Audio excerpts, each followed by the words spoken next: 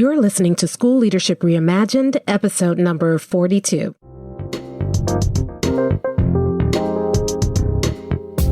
Welcome to the School Leadership Reimagined podcast, where we rethink what's possible to transform your school.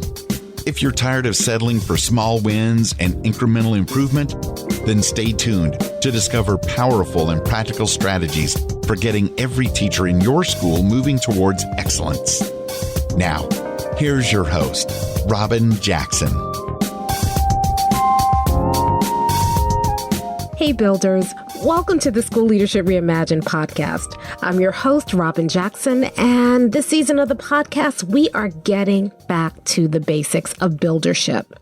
That means that in every episode this season, we're going to be going deep into one aspect of the buildership model so that you can understand why it works and how you can use it to turn your school into a success story. So today we're going to talk about your vision. Now, I've already talked about how to develop a vision that's worthy of you and your students in episode 28, and I'll link to that in the show notes for you. But today, I want to talk about an aspect of your vision we almost never talk about. And it's the main reason that we have such a hard time getting others to buy into our vision, especially when we set a really ambitious vision for our school. It's one of the main reasons that we get stuck. And so today I want to talk about how you can take your vision, get everyone to invest in your vision, and then help people develop the will and the skill to actually not only believe in your vision, but get to work making it happen in your school. Now, we'll jump into that in just a moment, but first, I want to remind you about two things. Number one, I have started writing my next book, and the working title is, are you ready for this? Turn Your School into a Success Story, How to Make a Dramatic Difference with the Teachers and the Resources You Already Have. Now, that's a mouthful and it may change, but that's the title I'm working on right now. And that's really what the book is about. How do you turn your school into a success story with the teachers and the resources you already have? And I'm so excited about this book. I have been waiting to write this book for years now, and now it's time. It's time. I've been testing these ideas out in schools with my clients for the last 2 years. I've seen some really dramatic success stories, and I just can't wait to share that with you. So how would you like to join me on my book writing journey and get a behind the scenes look at my writing process? If you're interested in that, all you need to do is friend me on Facebook, because I'm going to be writing the book and sharing some behind the scenes kind of glimpses of the writing process on Facebook. And you can find me at Robin Jackson on Facebook. And that's where I will share with you my entire process. So you're going to get a glimpse of how I write, what I'm thinking about as I'm writing, some of the challenges that I'm facing along the way, because writing a book isn't easy. Plus, from time to time, I'll be asking you for your opinions on some of the ideas that I'm toying with as I write. So in a way, you could kind of be like my co-author and, a combination of co-author / support group as I write this book. So will you help me write this book? If so, please friend me on Facebook and, let's start joining the conversation as I embark. I just started the first bit of it today and, started with my outline. And I'm going to talk about why I start with an outline on Facebook and share with you what the outline looks like. So if you're interested in seeing that whole writing process, then go ahead and just friend me on Facebook, send me a friend request, maybe a little message. Like if it's not obvious that you're an educator in your Facebook profile, just, drop a little message that says, hey, I want to join you in the writing process, just that I know that, you are like a legitimate person and not a bot. And then let's just go ahead and go through the process together.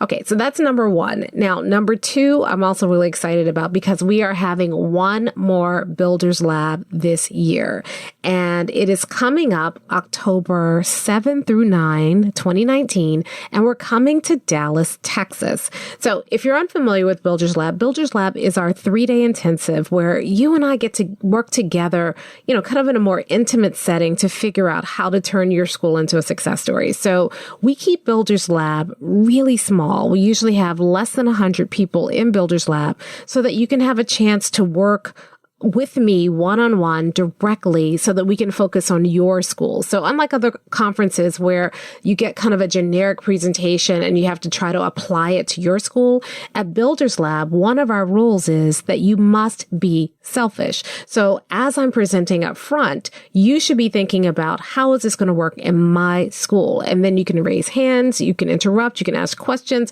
Will there be time for you to get individual coaching from me so that when you leave Builders Lab, you have a personalized success path and a plan for how you are going to start transforming your school in the next 90 days.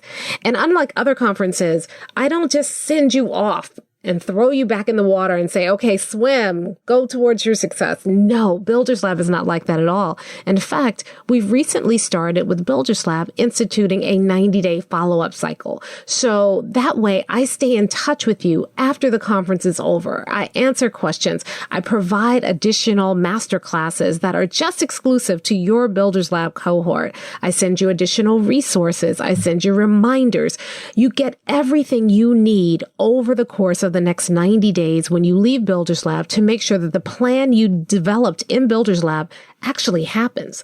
I want you to have everything you need to be able to implement. And then at that end of that 90 days, I'm going to be checking in with you to hear your success story. So Builders Lab is very different from what you may have experienced in conferences in the past. And so I encourage you, if you are ready, if you are tired of these little tiny small wins and incremental gains, if you're ready to do something big with your school, if you are frustrated because your teachers don't have the will or the skill that they need to be able to move your school forward, and you feel frustrated because it seems like you're not getting anywhere, even though you're working really hard, then I encourage you to come to Builders Lab, because when people come to Builders Lab, they get unstuck. They get clarity about exactly what they need to do, and they gain momentum. We have an implementation lab on day 3 of Builders Lab. And so the second half of day 3, that time is spent just working on your plan. So when you get back to your school, you've already gotten stuff done. It's not like, oh, okay, now I have this big to-do list of things I got to do for the conference, plus all the things that I didn't do because I was away for 3 days. It doesn't work like that. No, when you go back to your school, you already have accomplished something. You've already gotten the ball rolling. And so you can just begin to maintain that throughout the next 90 days. And you start to see this really amazing, crazy success. So to register for Builders Lab, go to mindstepsinc.com/builders-lab. That's mindstepsinc.com/builders-lab. And if you have any questions, go ahead and send us the questions to info@mindstepsinc.com. And if for some reason you're listening to this sometime in the future and October has passed, just go to that same link so that you can see what is the next upcoming Builders Lab, and you can get your tickets for that there. Okay, so now let's talk about vision. So vision's one of those things where it's kind of a boring topic. People talk about it all the time. I remember being in a leadership program, and one of the first things they had us to do was to sit down, and we had to create a vision statement. And quite frankly, it was a work of fiction. I wasn't doing it for a particular school. It was just supposedly my vision as an educator, which seems kind of weird because your vision has to be for something, not just a vision in general. But anyway, we wrote these vision statements, and I don't know if you've ever done this where you had to write a vision statement, and it just feels like you're just kind of making stuff up, or it's pie in the sky, or it sounds very aspirational. And when I read a lot of people's vision statements, or I read a lot of schools' vision statements, I see the same thing. It's just a lot of blah, blah, blah, blah, blah, blah, blah, 21st century learner, blah, blah, blah, students reach their maximum potential, blah, blah, blah, lifelong learners, and so forth and so on. And it just, the vision doesn't really it's a lot of fluffy words, but it doesn't really say anything. When in fact, your vision should give everybody a clear picture about where you are heading as a school. Remember in I think it was episode 28, where I talked about your vision should really talk about what are we building. And so if your vision doesn't answer for people clearly what you are building in your school, then your vision is not going to work. But there's another problem with your vision statement, other than just there are a lot of blah, blah, blah, that keeps a lot of people from investing in your vision statement. And I want to talk about that today. I want to talk about why our vision statements, even if we write really lofty, great, beautifully worded vision statements, why we don't often achieve our vision. What is keeping us from achieving that vision for 100% of our students? There is something holding us back. In fact, there are 3 things holding us back, and I want to talk about them today. So the first one is that we have a fear that if we say we want a vision for 100% of our kids, that we are never going to reach that vision. So the first thing we always think about is, not every kid is going to get there. And so we start telling ourselves that, or I can't get every kid there. That's a big fear that we have. If we say 100%, then what are we going to do about the kids who come to us, reading so many grade levels below grade level? What are we going to do about the kids who come to us who barely come to school? If I say 100%, what am I going to do about those kids? Plus, I don't know that many of us have ever been in a school where we've ever experienced 100% success rate on a particular metric. So it's really hard for us to believe that this could be true, or that anything could be true for 100% of our kids. So we always kind of backpedal against that 100% because we're afraid that if we say 100%, then it really is going to mean 100%. And a lot of people say, well, our kids can't get there. I mean, we tried. Not all of our kids are going to get there. And my answer to that is that's true. Not all of your kids are going to get there in your current system. And you see, if you're going to make something happen for 100% of your kids, you are going to have to significantly transform your organization. So we're asking the wrong question. We're asking the question, I don't know, how are we ever going to get 100% of our kids there? That's the wrong question. The right question we should be asking is, what would it take to get 100% of these kids, the kids that are in front of us, the kids that are right now in our building? What would it take to get 100% of them there?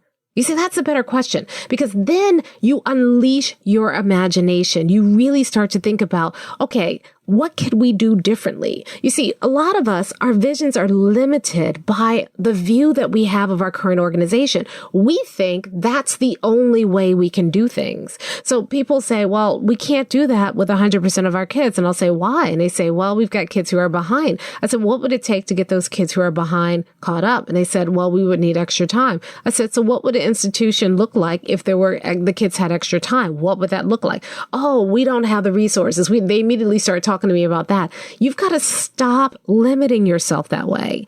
It's not about what kind of resources you have, and you don't see your resources as your limitations. Every constraint is an opportunity. That's what we talked about.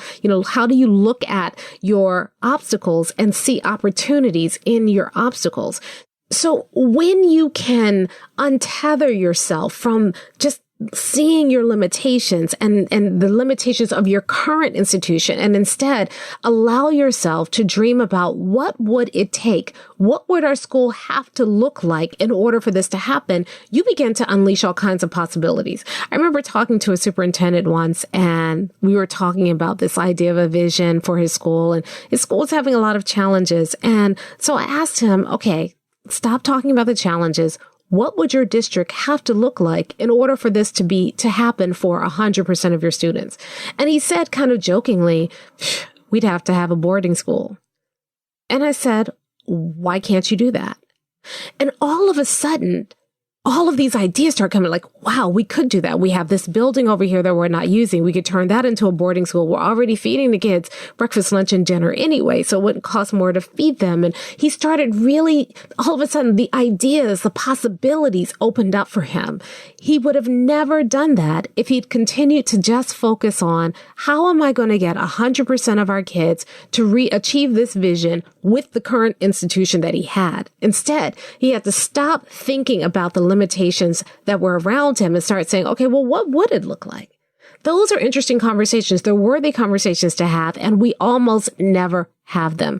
And that's pretty sad, isn't it? Because as visionaries, as innovators, as builders, we should not be thinking about how do we tweak our way to 100%. We should be thinking about what do we need to build so that 100% of our students can be successful, and that can be possible. That's the difference between a leader and a builder. A leader is limited by the institution, in part because a leader was created by the institution. A builder is not limited by the institution because a builder is not created by the institution. A builder goes out and builds the thing that they need. They don't look to the institution to give them the school that they need, the ideal conditions that they need. No, they go out and they say, what ideal conditions do I need? And let me go out and build that. So that's the first fear that's holding us back. Now, the second fear that holds us back, and this one is really, really dangerous, is really this fear that we have that we often won't articulate. We don't ever say it aloud, but I can see it happening all the time when I tell people 100% vision and they want to kind of fight me on it. I know that underneath a lot of that is this fear. You see, we don't actually believe we can do it. So people will say things like, well, what if I don't achieve that vision? Or, what if I put myself out there and say 100% and we never get to 100%? And my answer to that is always this. What if you don't? What if you continue to be limited by these tiny little incremental gains? Are you going to be satisfied with that? Is that why you came to this profession? You see, people think if I don't achieve this vision in a particular timeline, in a year or 2 years, then I failed. No, you haven't. Because as long as you're making steady and consistent progress to the vision, you keep that vision in front of you until you achieve it. So most of the time people say, well, I can never get to 100%. So I'm going to set a vision at 50% or 55%. Or I'm going to set a vision. Let me get real ambitious here. I'm going to set a vision for 80%. Well, if you set a vision for 80% and you achieve 80%, you've scratched an itch. You've achieved your goal. Yay, throw a party. But you still have 20% of your kids who are not achieving. The problem is that if you set your vision anything lower than 100%, if you hit that vision, then you feel cause for celebration.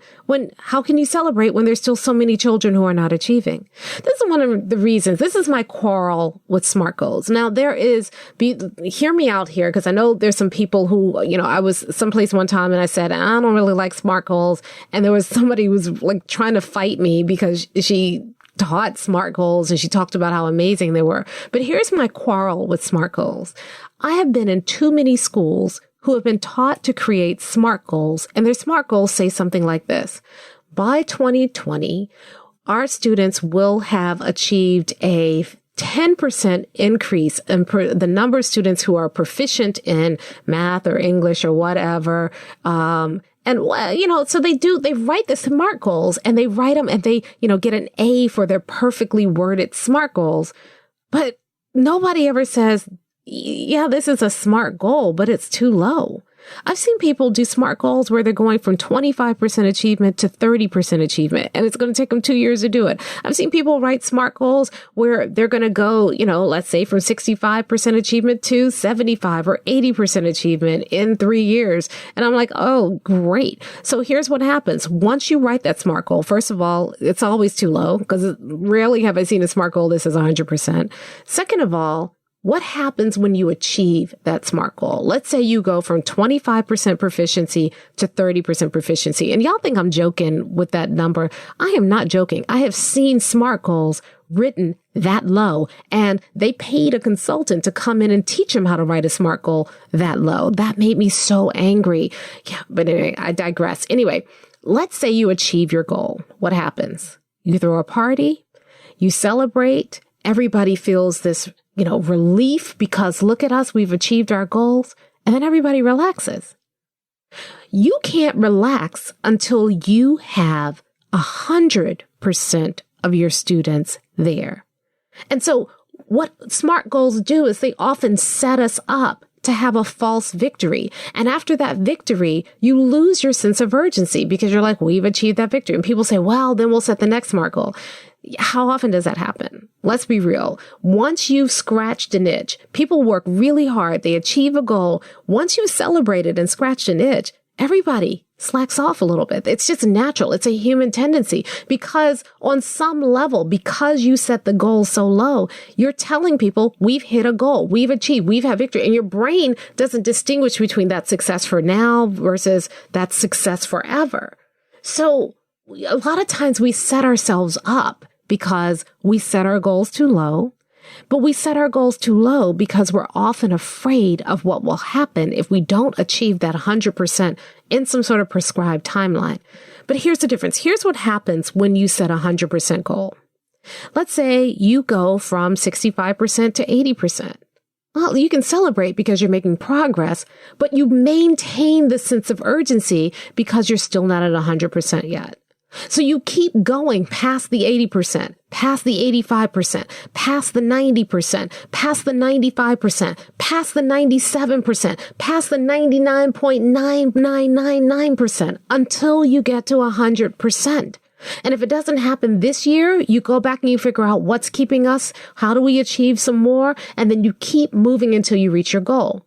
There's an old saying that says, it will all work out in the end. And if it hasn't worked out, it's not the end.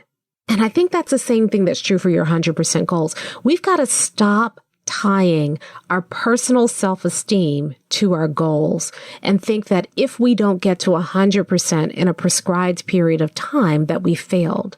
What's important is that every single day you are pushing for 100%. And if you haven't gotten there yet, you're not finished. And if you have gotten there, you are finished. It's that simple. So stop thinking that you're going to fail. Builders don't think about that because builders are constantly iterating. You see, when you set a goal for, 100% from 2 years from now, and you don't have a real solid plan, you're not going to get there. That's it. The plan that you set now is not going to be the same plan that you're going to have a year from now or 18 months from now, because as you move forward, you learn more and your plan changes. So you set the big vision for 100% of your students, and then you figure out, okay, if we're moving there, what's the first most important thing that we have to do if we're going to make progress towards that goal? And you accomplish that. Or you start thinking, what's the biggest thing that's keeping us from achieving that today? And you identify that, and then you get to work removing that constraint. Then you look at where's the next constraint? What's the next thing we need to be doing? And then what's the next thing we need to be doing? And as you do that, you gain momentum, you gain more confidence, you gain more clarity, and you gain more progress. So when you limit yourself to a goal that feels comfortable to you, what you're doing is you are talking yourself out of building something bigger. But when you put that goal in front of you, it pulls you towards it. I remember when I first started MindSteps, I said, my goal is any teacher we work with to become a master teacher. Now, every time I say that, any teacher can become a master teacher with the right kind of support and practice, there's somebody ready to fight me. People say, I don't know, most teachers, or they have to want to, or, some people will say, oh, you think that? Robin, I got a teacher I'm going to show you, and that teacher's going to change your mind. But here's the thing. Even though when I first set that vision, I had no idea how I was going to achieve it, I felt like if I didn't set that vision and if I didn't make that vision public, then after a while, my work would start getting stale. I would start getting stale. I would start resting in my laurels. And when I wasn't successful, I'd just make an excuse for it. Oh, well, not every teacher's meant to be a master teacher. Well, how then could I write a workshop for teachers if I was already planning for a certain number of teachers not to get anything out of the workshop? How could I then work with leaders and plan training and professional development for leaders when I was already in my head deciding that there was going to be a certain number of people who weren't going to get anything out of it? How could I charge people money for what I do if I wasn't going to have a guarantee or work towards being able to live up to the guarantee that when you purchase this workshop or when you attend our conference or when you buy this workbook, you will get something out of it no matter who you are? Now, I wasn't there yet.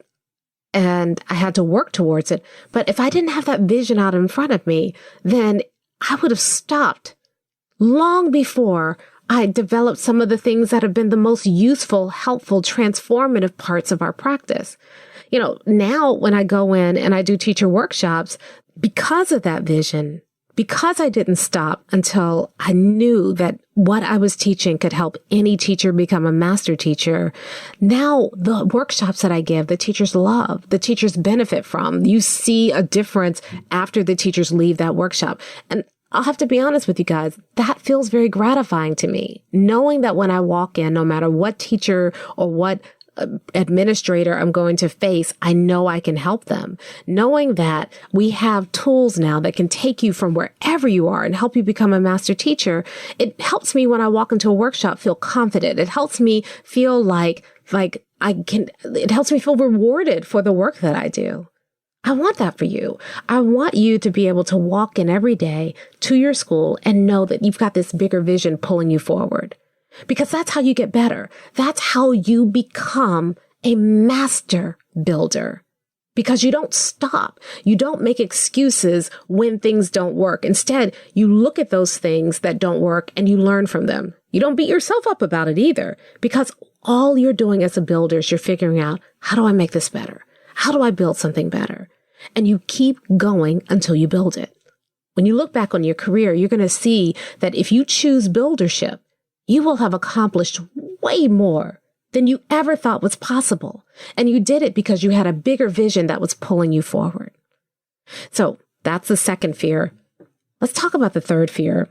This one's an interesting one because this one feels almost like you can't do anything about it. So this third fear is that, well, I've got these teachers who are resistant and I can't move my vision until I get rid of certain teachers. Or here's one I'm seeing a lot of lately.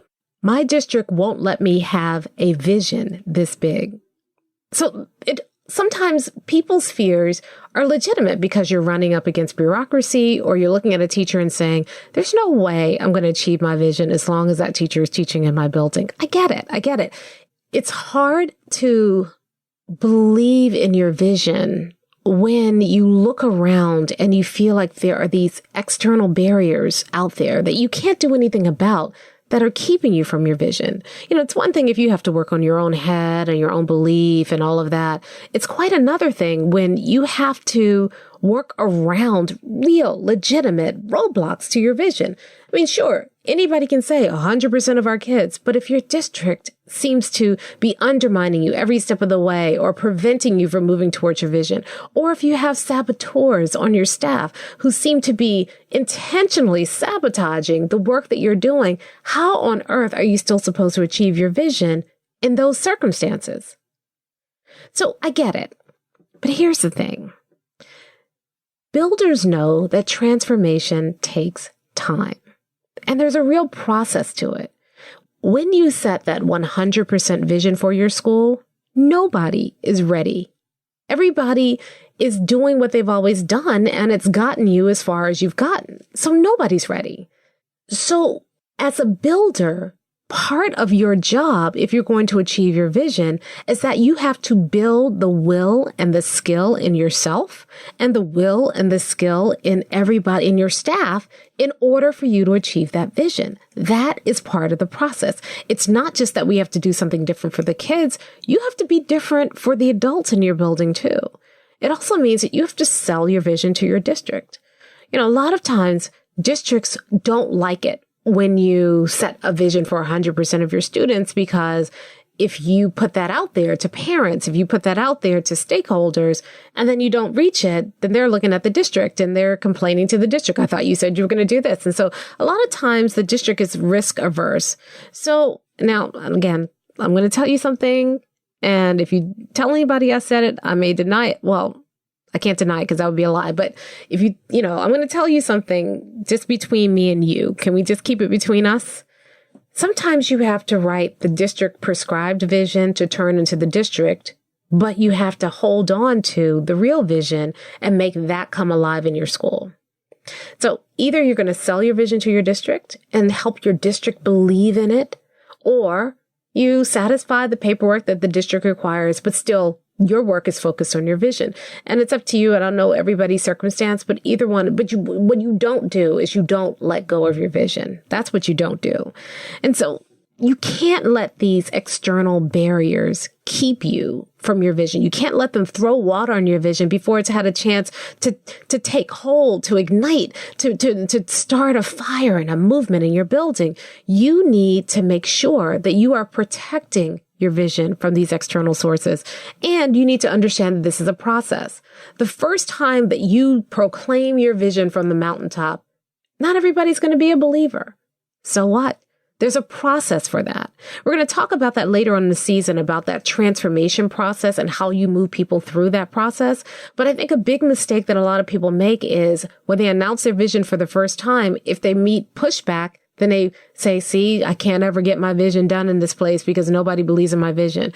Well, you need to expect pushback. If you're not getting pushback, your vision's probably not big enough. What you have to understand is that there is a way to deal with the pushback. There is a way to move your school step by step through a process that helps them embrace your vision, understand your vision, and believe in your vision. One of our clients at Builders Lab, she came to Builders Lab for the first time. She was a brand new administrator at a school, and she had a vision. Her school was at the bottom of her district. Her school was one of the worst performing schools in the district. I think it was number 1 or number 2 from the bottom. And what she did was she came with a vision. Part of her vision was, we're going to be at the top of this district in 2 years. And nobody believed her. And that's okay. She knew it was okay because they had never, ever experienced that kind of success before. They couldn't see it. Didn't matter. She could see it. She went about building a different school. And at first she met with resistance and a lot of people were naysayers. But at the end of the year, they went from 1 or 2 from the bottom to midway. They jumped like 20 places in the ranking. And they went from being in the bottom to being in the middle in 1 year. And it wasn't until that happened that people really started believing in her vision. And now everybody's on board. They're like, yeah, you talk to all of her teachers and like, yeah, we're going to be in the top next year. And I believe it too. So sometimes it takes a while before people believe in your vision. And if you let go of your vision at the first sign of resistance, you didn't believe in it either. And if you don't believe in your vision, how do you expect anybody else to believe in your vision? You see, the big thing about vision that we never talk about is this. You have to have unwavering faith in your vision, even if you don't know how you're going to make it happen yet. You see, a lot of people think the first thing they do is they say, well, if I write this vision, how is it going to happen? What are we going to do about this? And what are we going to do about that? Wrong question.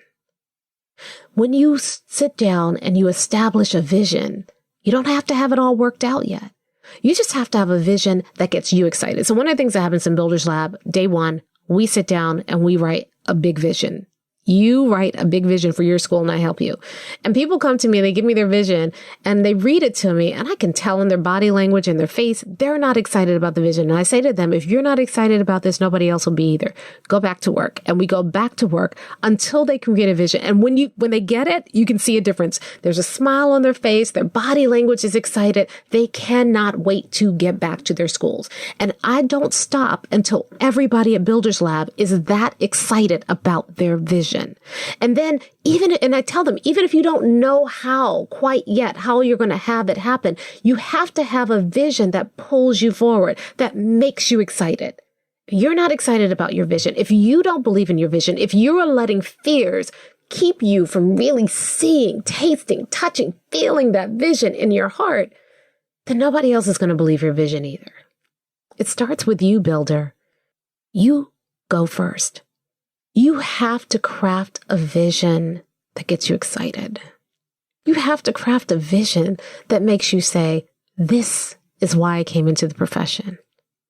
And then you have to allow yourself to believe in that vision, even though you don't have all the details worked out.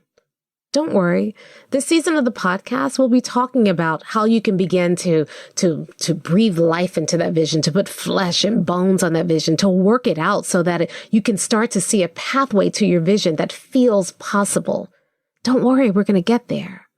But right now, I just want to challenge you. If your vision doesn't excite you, if you feel like you're just paying lip service to a vision, but you don't really believe it, start there. Sit down and ask yourself, what is it I really came here to accomplish? What would it look like if 100% of my kids were doing something amazing? What would that look like? What is it that I want for every single kid in my building? And then craft that vision and give yourself permission just for a little bit to dream You don't have to tell anybody what your vision is yet, but give yourself permission to just dream it. Because I promise you, if you do that, something will spark inside of you. You'll start to get a passion for the work that you can't explain and you can't squelch. It's a passion that's going to burn inside of you that will start to make you impatient for something bigger and better for your kids. And for some of us, it's been a long time since we felt that way. So I want to challenge you this week.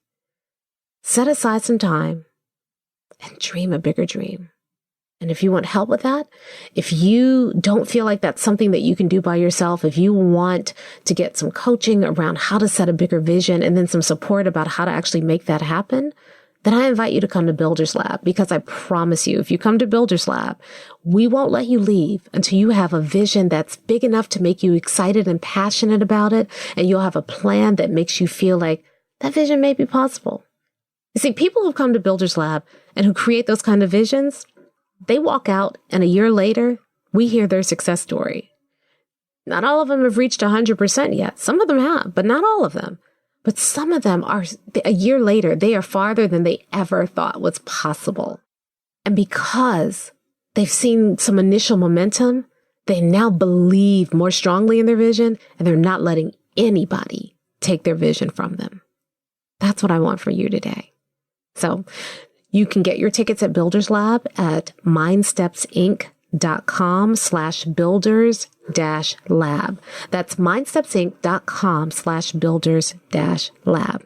Now, that's it for today's episode, but a couple of reminders. Don't forget, if you want to follow my writing journey, you can join me on Facebook, and you can find me on Facebook at Robin Jackson. If you and I are not connected on LinkedIn, we need to be connected. That's a great way for you to ask me questions about the show or make suggestions for shows you'd like to see us do, or give me some feedback about the show, and that's on LinkedIn.